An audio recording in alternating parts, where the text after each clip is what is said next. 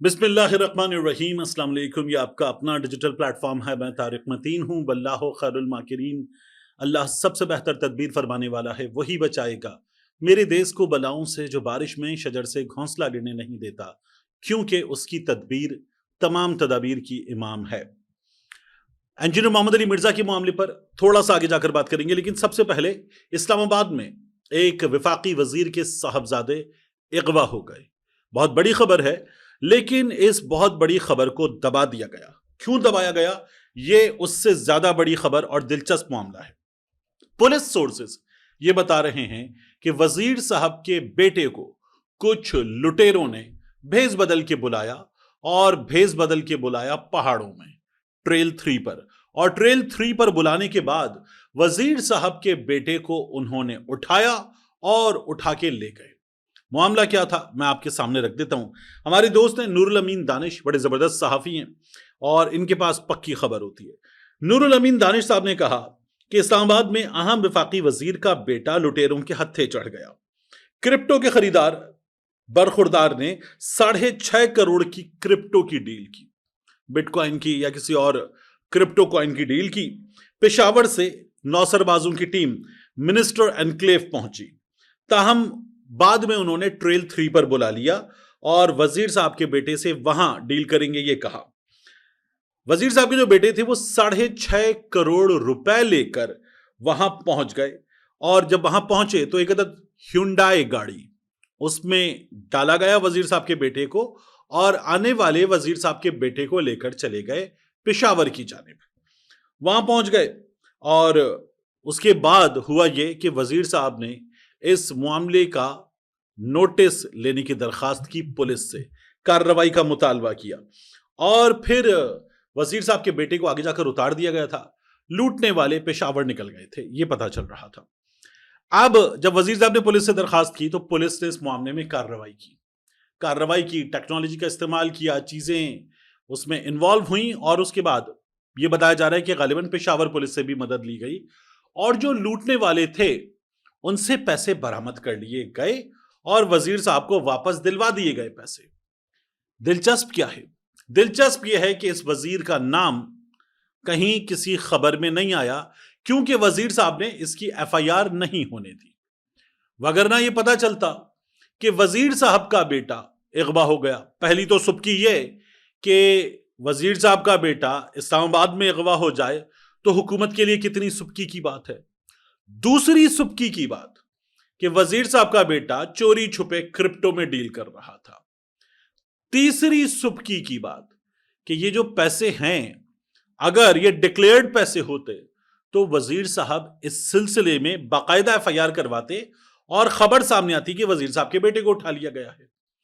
इसका मतलब यह है कि पैसे भी डिक्लेयर्ड नहीं थे, इसीलिए खामोशी के साथ यह कार्रवाई दिखाई गई है और यह पैसा वापस खामोशी से दबा लिया गया है। तो पुलिस ने भी उनका यह काम कर दिया है। पुलिस को मुमकिन तौर पर इनाम भी मिल चुका होगा। यह हमारे सामने सिचुएशन आ रही है। कौन सा थाना किसने किया, कौन कौन बड़े इन्वॉल्व हुए, कौन से वजीर साहब, कुछ मालूमात आ चुकी हैं, कुछ मालूमात आएंगी। लेकिन हमारे यहां तकाजा यह होता है बाज़ चीजों में कि हिफ्ज़ मा तक़द्दुम के तहत एहतियात से काम लिया जाए, वगरना जिस मामले को दबाया गया है उस मामले को फेक न्यूज करार देकर सहाफी की गर्दन, भले मुझ जैसा हो तो थोड़ी सी भारी भरकम भी हो, सहाफी की गर्दन पतली होती है, पकड़ी जा सकती है, निशाना बनाया जा सकता है। तो एक ये मामला बहुत अहम मामला। दूसरा, इंजीनियर मोहम्मद अली मिर्जा साहब का मामला। इंजीनियर मोहम्मद अली मिर्जा साहब को अगस्त में गिरफ्तार किया गया था, और अब इंजीनियर मोहम्मद अली मिर्जा साहब को हवाले कर दिया गया है FIA के। उनकी तफ्तीश पहले पुलिस कर रही थी। इब्तिदाई गिरफ्तारी 3 MPO के तहत थी, फिर उसमें गुस्ताखी वाली दफात भी शामिल कर दी गई। इंजीनियर मोहम्मद अली मिर्जा साहब को पहले नक्शे अमन के लिए खतरा करार दिया गया था। फिर गिरफ्तार इंजीनियर मोहम्मद अली मिर्जा साहब पर बाकायदा दफात लगा दी गई, और इंजीनियर मोहम्मद अली मिर्जा साहब कानून नाफिज करने वाले इदारों के पक्के मेहमान बन गए। अब उनकी कस्टडी पुलिस से चली गई है FIA के पास। हमारे सामने खबर क्या है कि मिर्जा साहब को FIA वाले अदालत लेकर आए और उन्होंने मिर्जा साहब का मांगा मजीद रिमांड, ہوا یہ ہے کہ مقدس شخصیات کی توہین کے مقدمے میں ملزم انجینئر محمد علی مرزا کا مزید 7 دن کا ریمانڈ دے دیا گیا. یہ ایکسپریس نیوز کی رپورٹنگ ہے اس معاملے پر. سینئر سول جج وقار حسین گوندل صاحب نے یہ جسمانی ریمانڈ دیا ہے. ایف آئی اے کی ٹیم نے محمد علی مرزا کو کڑے پہرے میں کچہری میں پیش کیا. عدالت نے حکم دیا کہ ملزم سے تفتیش مکمل کر کے اب اسے 19 ستمبر کو پیش کیا جائے. جسمانی ریمانڈ کے بعد ایف آئی اے کی ٹیم مرزا انجینئر محمد علی مرزا، اس میں مرزا جہلمی لکھا ہوا ہے، انجینئر محمد علی مرزا کو لے کر روانہ ہو گئی. اب مرزا صاحب سے تفتیش کی جا رہی ہے. میں نے پہلے بھی کہا تھا، میں آپ سے اب بھی کہہ رہا ہوں، انجینئر محمد علی مرزا صاحب نے اپنی اس گفتگو میں ممکن ہے کہ کہیں کچھ جذباتی پن کا مظاہرہ کر دیا ہو. ممکن ہے کہ انجینئر محمد علی مرزا صاحب جو ہیں وہ بعض علماء کی نظر میں، قانون نافذ کرنے والے اداروں کی نظر میں کسی خطا کے مرتکب ہو گئے ہوں. لیکن اگر کوئی یہ کہے نا کہ انجینئر محمد علی مرزا نے مقدس شخصیات کی توہین کی یا انجینئر محمد علی مرزا نے نبی کریم صلی اللہ علیہ وآلہ وسلم کی شان میں گستاخی کی، تو میرا ان سے بہت سے معاملات پر اختلاف ہے. میں یہ پہلے بھی کہہ چکا، ان کے انٹرویو میں بھی میں نے کہا تھا کہ مرزا صاحب کا ڈومین ہے ریلیجس، اس میں بہت سے معاملات پر وہ اتھارٹی رکھتے ہیں، اس پر بات کریں. مرزا صاحب بعض ایسے معاملات میں بھی رائے زنی کرتے ہیں جہاں ان کی اتھارٹی نہیں ہے، مرزا صاحب کو اس سے اجتناب کرنا چاہیے. لیکن اگر کوئی یہ کہے نا کہ مرزا صاحب نے نبی کریم صلی اللہ علیہ وآلہ وسلم ان کی شان میں گستاخی کی ہے، تو میں یہ نہیں مانتا. اور مرزا صاحب خوش نصیب ہیں کہ مرزا صاحب نے جن لوگوں پر بڑی کڑی تنقید بھی کی ہے، جنہیں مرزا صاحب کا رائیول یا حریف بھی قرار دیا جاتا ہے، ان لوگوں نے بھی مرزا صاحب کے لیے بڑی گنجائش کا مظاہرہ کیا. خاص طور پہ مفتی طارق مسعود صاحب، میں نے باقاعدہ طور پر الگ پر اس سلسلے میں ویڈیو کر کے خوش قسمت انجینئر محمد علی مرزا سے یہ آپ کے سامنے رکھا تھا کہ مرزا صاحب جو ہیں انہیں مخالفین بہت اچھے ملے. یہ مرزا صاحب کی خوش نصیبی ہے. بہرحال یہ جو میٹر ہے یہ سیریس ہے، اور اس سیریس میٹر میں جس طرح سے رپورٹنگ ہو رہی ہے، ملزم مرزا جہلمی، یہ نہیں ہونا چاہیے. انجینئر محمد علی مرزا ان کا بڑا کامنلی نون نام ہے، لوگ اسی نام سے انہیں جانتے ہیں، تو اسی طرح سے اس کی رپورٹنگ ہونی چاہیے. جہاں میں یہ کہوں کہ پی ٹی آئی والے لوگوں کے رپورٹنگ کے معاملات میں ڈنڈی ماری جاتی ہے، زیادتی کی جاتی ہے، تو وہاں ایمانداری سے کام لینا چاہیے. مرزا صاحب کی رپورٹنگ کے معاملے میں بھی ڈنڈی ماری جا رہی ہے. اب اس کے بعد بات ہمارے صحافی دوستوں کی، شاکر اعوان صاحب اور سمینہ پاشا صاحبہ، ان دونوں کے ساتھ جو ہے اس کی بات کرتے ہیں. شاکر اعوان صاحب نے پہلے بتایا کہ ان کے اکاؤنٹس فریز کر دیے گئے. یہ گزشتہ کچھ دنوں میں بار بار ہوا ہے کہ صحافیوں کے اکاؤنٹس فریز کیے گئے ہیں، اور ان پر جو قانون نافذ کرنے والے ادارے ہیں انہوں نے مختلف طرح کی تفتیش کرتے ہوئے انہیں اس کا نشانہ بنایا کہ ان کے اکاؤنٹس فریز کیے گئے ہیں اور ان کے خلاف پرچے ہوئے ہیں. شاکر اعوان صاحب کے ساتھ یہ ہوا. پھر اس کے بعد، بلکہ اس سے پہلے شاکر اعوان صاحب کو تو نوکری سے بھی نکلوایا گیا، اور اس میں حکومت پنجاب کی شکایتوں کا لینا دینا تھا. اب یہ ہوا ہے کہ شاکر اعوان صاحب کے بعد سمینہ پاشا صاحبہ، ان کے بھی اکاؤنٹ کو فریز کر دیا گیا ہے. سمینہ پاشا صاحبہ سے میری بات ہوئی، اور انشاءاللہ ہم اس سلسلے میں ایک ویڈیو بھی کریں گے ڈیٹیلڈ. تو سمینہ پاشا صاحبہ نے یہ بتایا کہ وہ اپنے ایک کام کے سلسلے میں گئیں، کچھ پیسے انہیں نکلوانا تھے اے ٹی ایم سے. جب وہ نہیں ہوا تو انہوں نے اپنے بینک سے رابطہ کیا. بینک نے بتایا کہ NCCIA نے آپ کا اکاؤنٹ فریز کروا دیا ہے، آپ کے خلاف وہاں شکایات ہیں. جب یہ پتا چلا تو سمینہ پاشا صاحبہ نے رابطہ کیا تو پتا چلا کہ ان کے خلاف غالباً 8 شکایات موجود ہیں، اور ابھی تک ان کے خلاف کوئی مقدمہ نہیں ہے، ان سے کسی نے رابطہ نہیں کیا، ان کو کوئی صفائی کا موقع نہیں دیا گیا.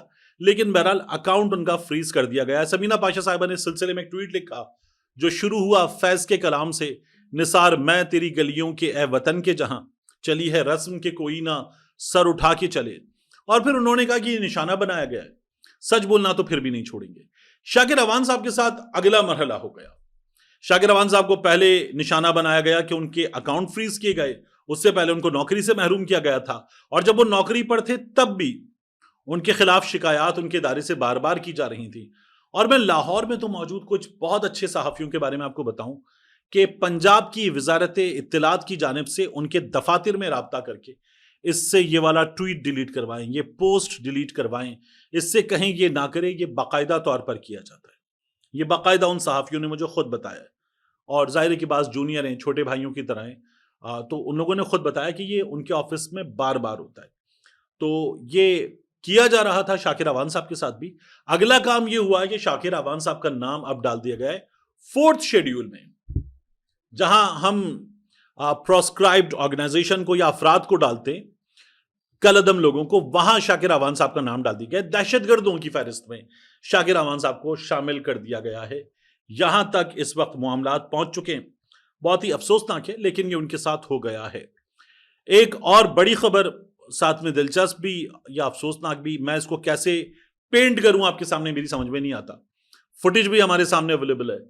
بنو میں جو کینٹونمنٹ ہے اس کے بالکل ساتھ, یہ غالباً انہی کا ڈیری فارم بتایا جا رہا ہے, وہاں سے 140 گائے 140 گائے یہ بتایا جا رہا ہے کہ جو طالبان عناصر ہیں وہ چرا کے لے گئے. اب یہ 140 گائے ہیں, بہت بڑی تعداد ہے. اس کے ساتھ 2 ان کے رکھوالے یا ان کے چوکیدار, وہ بھی لے جانے والے اپنے ساتھ لے گئے. اب یہ 140 گائے جو ہیں یہ ٹرکس میں تو لاد کر لے جائی نہیں گئی, کیونکہ ویڈیو اس کی, تو ویڈیو یہ بتاتی ہے کہ آنے والے پیدل آئے اور پیدل 140 گائیں اسلحے کے زور پہ ان کے رکھوالوں کے ساتھ لے کر چلے گئے ہیں. یہ جو رٹ ہے گورنمنٹ کی اور قانون نافذ کرنے والے اداروں کی, اس کی رٹ پر بڑا سوالیہ نشان ہے. ہم نے گزشتہ گجر میں دیکھا کہ لکی مروت میں, بنو میں, اس کے علاوہ مختلف علاقوں میں جو دہشت گرد عناصر انہوں نے اپنی کارروائیاں کی ہیں, اور ان کارروائیوں کو ناکام بناتے ہوئے ہمارے اداروں نے کئی دفعہ ان کے اہلکاروں نے جام شہادت نوش کیا ہے. ابھی میجر عدنان کی شہادت ہوئی, دلیری کا بڑا زبردست واقعہ تھا. اس واقعے پر میں ایک اور چیز آپ سے عرض کروں.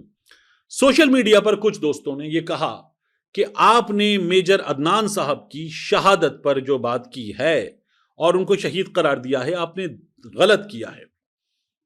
مجھے اس پر بڑی تکلیف ہوئی, اس لیے کہ آپ میجر عدنان کو دیکھیں, ان کی تصویر دیکھیں, اور جو ان کے حوالے سے حقائق سامنے آ رہے ہیں. ایک چھوٹا سا بیٹا اور چند مہینے کی بیٹی جو پیدا ہوئی تو میجر عدنان ڈیوٹی پر تھے, اور اب اسے گھر جاتے تو پہلی بار اپنی باہوں میں اٹھاتے.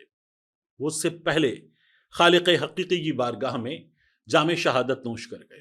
یہ ہوا. میں نے انہی جذبات کا اظہار ٹویٹر پہ کیا تھا, تو بعض لوگوں نے کہا کہ یہ آپ کیسے کر سکتے.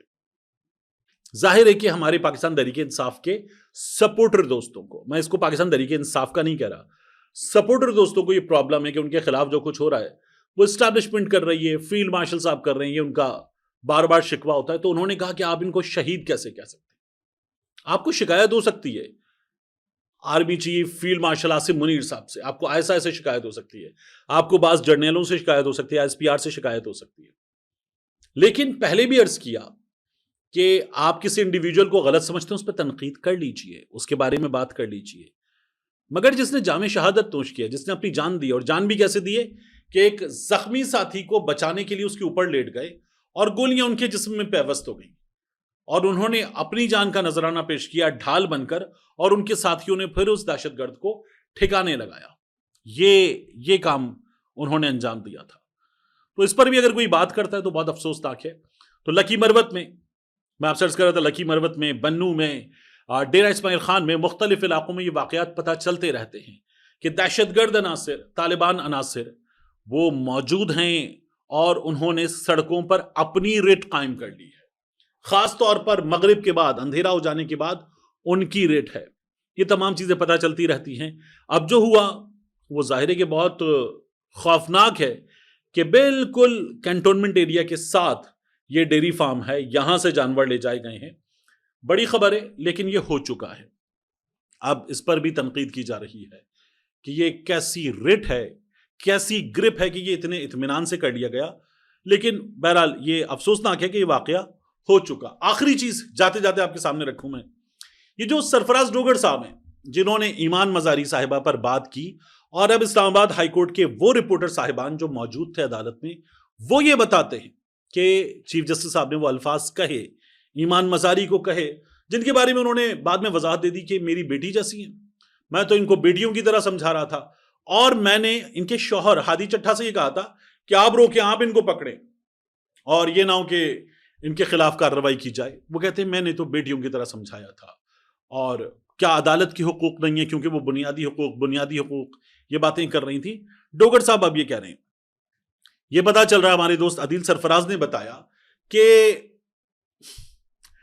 जो चीफ जस्टिस सरफराज डोगर साहब हैं इस्लामाबाद हाई कोर्ट के, वो इससे पहले मुल्तान में एक मुकदमे के मौके पर एक वकील साहब को उल्लू का पट्ठा भी कह चुके हैं।